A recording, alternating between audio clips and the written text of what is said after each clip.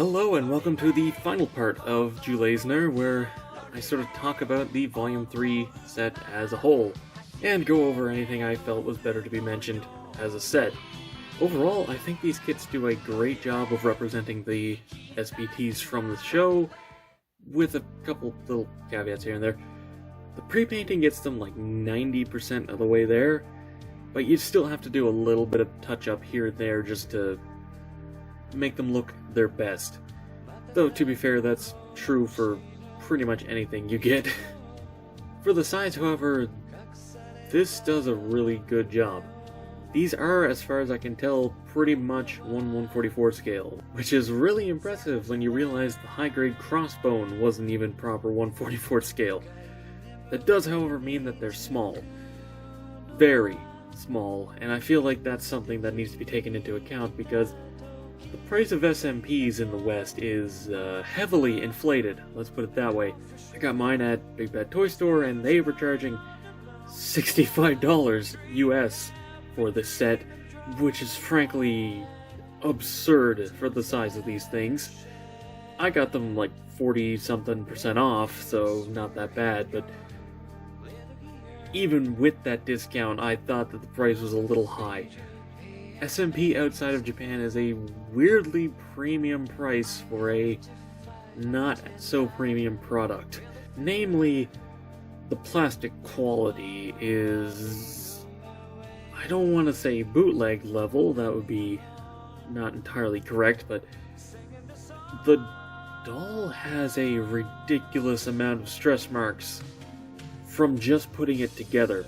Thankfully, the actual construction of the JuLayzner and Gashland don't really allow for bad stressing, but it is weird how easy this plastic stresses from just putting the thing together. There's also a few quirky bits of engineering.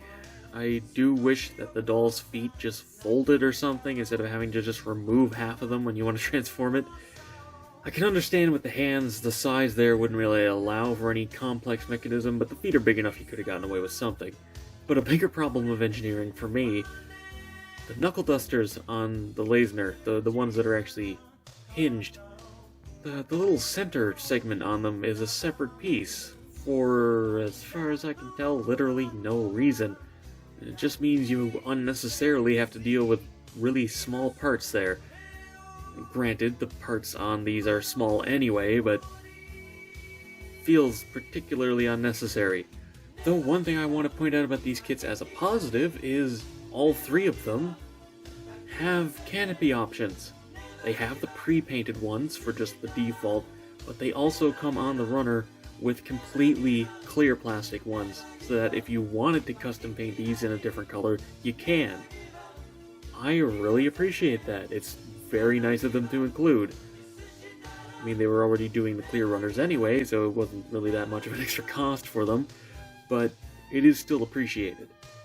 And finally, since this is JuLayzner and not just a plain review of these three, I do want to quickly talk about the Real Robot Revolution new JuLayzner that I also have, because somebody brought up in my Discord that you should get the SMP over the R3. And I don't necessarily think that's true. They're very different beasts. I mean, 1/144 scale versus 1/48 scale, just the size difference alone is a completely different ballpark, but the SMP does have better articulation. Now, it misses out on the gimmicks and the pilot figure, and has slightly worse color correction, but they're really just two completely different things. The SPT is a small figure you can put on your shelf with other model kits and have it be in scale with them, and doesn't take up a lot of room. The R3 is an experience. It's a shelf piece. It's something that has presence, and is something I'm more proud to display on my shelf. So if you could only buy one, I would honestly say it comes down to what you want out of it. Do you want something that you can pose and mess around with and display with other kits on your shelf? Gunpla or otherwise, that's in 1/44 scale?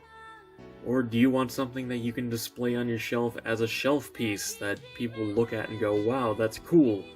That you want to put that extra time into to fully paint up the cockpit and all the character figures that it comes with. They're both good, just for different reasons. And with most SPTs, you don't even get that choice. So, to wrap up this little month-long celebration that I'm having, if you haven't watched JuLayzner yet, go watch it. Skip the last episode and watch the final part of the OVA, because that's sort of a redo of that episode, because they ran out of budget. But, show's worth watching. It's really something special. I realize I say that for a lot of 80s mecha, but hey, it's true. Even with the behind-the-scenes problems, it manages to tell a really human story. And when you're done, you'll probably want to pick up one of these if you don't already.